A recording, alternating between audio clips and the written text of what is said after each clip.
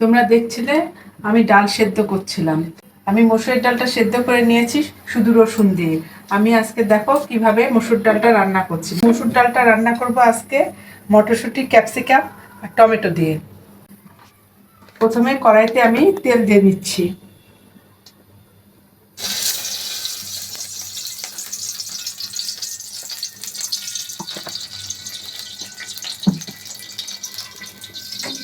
দেখো এর মধ্যে আমি পেঁয়াজও দেবো। পেঁয়াজগুলো দেখো আমি ডুমো ডুমো করে কেটে নিয়েছি।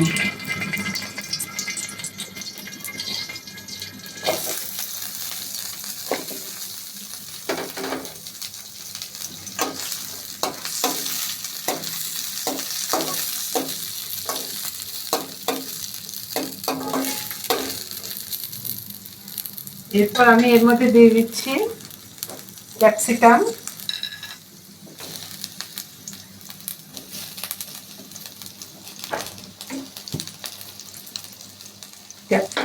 আর পেঁয়াজটা হালকা একটু ভেজে নিয়ে তারপরে টমেটোটা দিয়ে দেবো, কারণ টমেটোটা একটু নরম তো, এটা একটু পরে দিতে হবে।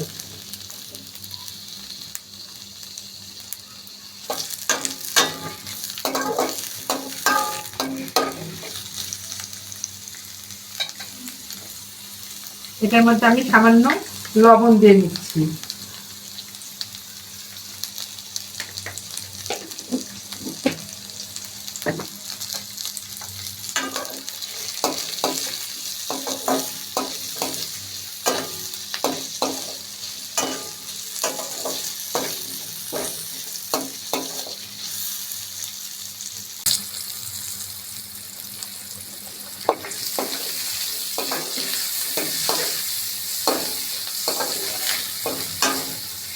বেশ ভাজা ভাজা হয়ে গেছে।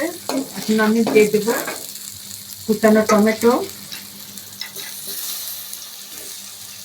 আর মটরশুঁটিটা সেদ্ধ করা ছিল, আমি দিয়ে দিলাম।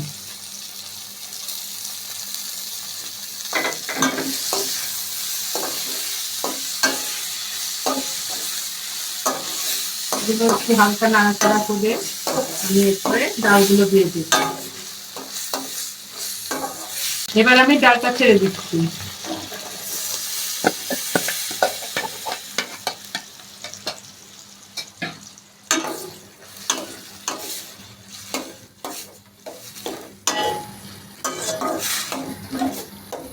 তোমরা যদি ঘন ডাল খেতে চাও তাহলে এর মধ্যে জলের পরিমাণটা কম দিবে, আর পাতলা করেও খেতে পারো, যার যেমন ইচ্ছা। আমি একটু সেদ্ধ হওয়ার জন্য একটু জল দিচ্ছি। এখন আমি দিয়ে দিচ্ছি হলুদ গুঁড়ো,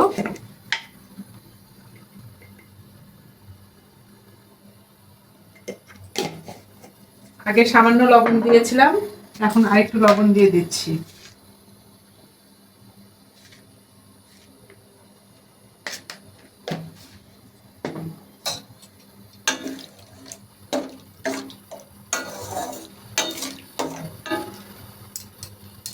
এটা এখন একটু সিদ্ধ হবে।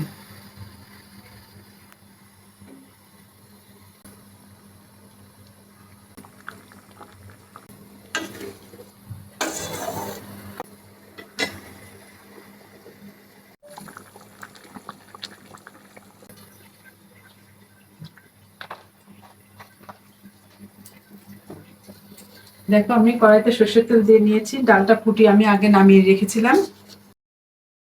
তেজপাতা, দুটো শুকনো লঙ্কা আর সামান্য কালো জিরে ফোড়নে দিলাম।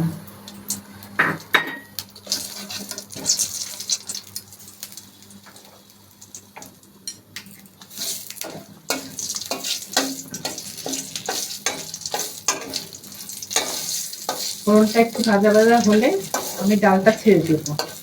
দেখো ফোড়নটা হয়ে গেছে, আমি এখন ডালটা ছেড়ে দিচ্ছি।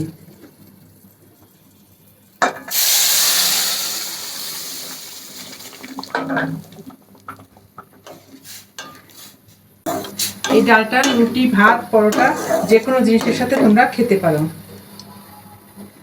এরপর আমি দিয়ে দিচ্ছি কয়েকটা চেরা কাঁচামরিচ। বেশ গন্ধ পাওয়া যাচ্ছে, সুন্দর একটা গন্ধ ফোড়নের। এরপর আমি কিছুটা ভাজা জিরে ছড়িয়ে দিচ্ছি।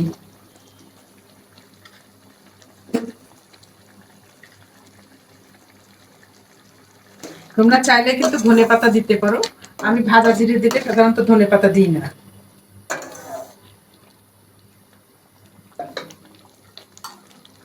দেখো ডালটা হয়ে গেছে, তোমরা বাসায় ট্রাই করতে পারো।